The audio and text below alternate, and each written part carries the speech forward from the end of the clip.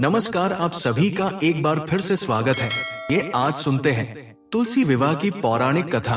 पौराणिक मान्यताओं के अनुसार कार्तिक शुक्ल पक्ष की एकादशी तिथि को भगवान विष्णु योग निद्रा से जागते हैं, जिसके बाद मांगलिक कार्यों की शुरुआत हो जाती है। वहीं भगवान विष्णु के योग निद्रा से जागने के बाद तुलसी विवाह संपन्न कराया जाता है। इस साल देव उठनी एकादशी 12 नवंबर और तुलसी विवाह 13 नवंबर 20,224 को है। ऐसे में चलिए सुनते हैं तुलसी विवाह की कथा और वृंदा के तुलसी बनने की कहानी। पौराणिक ग्रंथों के अनुसार एक जालंधर नाम का राक्षस था, जिसने देवी देवताओं को अपने आतंक से तबाह कर रखा था। कहते हैं कि जालंधर की पत्नी वृंद एक पतिव्रता नारी थी। कहते हैं कि उसकी पूजा की शक्ति से जालंधर को किसी युद्ध में पराजय हासिल नहीं होती थी। इसके अलावा वृंदा भगवान विष्णु की परम भक्त थी। ऐसे में भगवान विष्णु की कृपा के कारण उसे युद्ध में हमेशा विजय हासिल होती थी।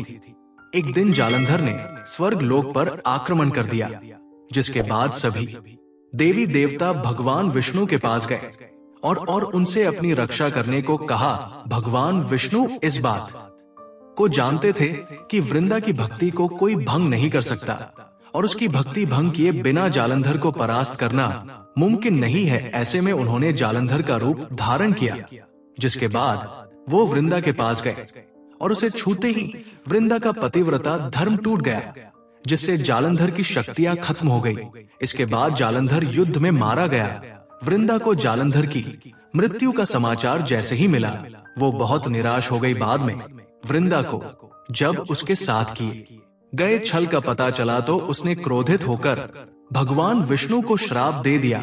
वृंदा का पतिव्रता व्रत भंग होने की वजह से उसने भगवान श्री हरि को श्राप दिया कि जिस तरह आपने छल से मुझे वियोग का कष्ट दिया है, उसी तरह आपकी पत्नी का भी छल से हरण होगा, साथ ही आप पत्थर के हो जाएंगे और उस पत्थर को लोग शालिग्राम के रूप से जानेंगे। कहते हैं कि वृंदा के श्राप की वजह से ही भगवान विष्णु ने दशरथ के पुत्र श्रीराम के रूप में जन्म लिया और बाद में सीता हरण के वियोग का कष्ट भी झेलना पड़ा।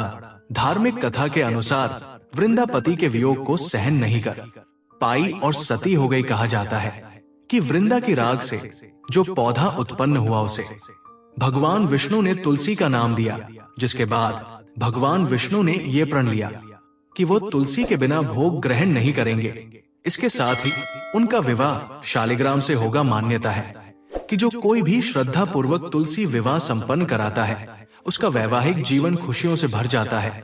तो ये थी तुलसी विवाह की पौराणिक कथा। तुलसी विवाह के दिन सुहागिन महिलाएं व्रत रखकर तुलसी जी की पूजा करती है और इस दिन भगवान विष्णु के शालिग्राम रूप से तुलसी जी का विवाह कराया जाता है। विवाहित के लिए तुलसी विवाह का दिन बहुत खास होता है।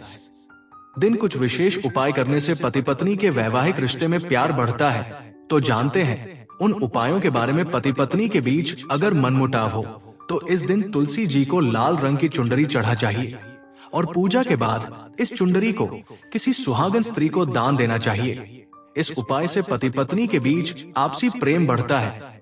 तुलसी विवाह के दिन तुलसी की कुछ पत्तियों को पानी में डालकर इस जल से पूरे घर पर छिड़काव करें। खासकर पति पत्नी अपने बेडरूम में इस जल का छिड़काव जरूर करें।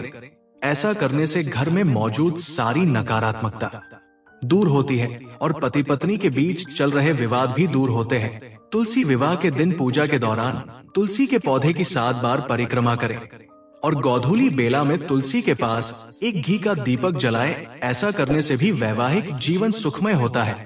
तुलसी विवाह के दिन तुलसी को सुहाग का सामान जैसे लाल साड़ी, बिंदी, सिंदूर, चूड़ी आदि चढ़ाएं।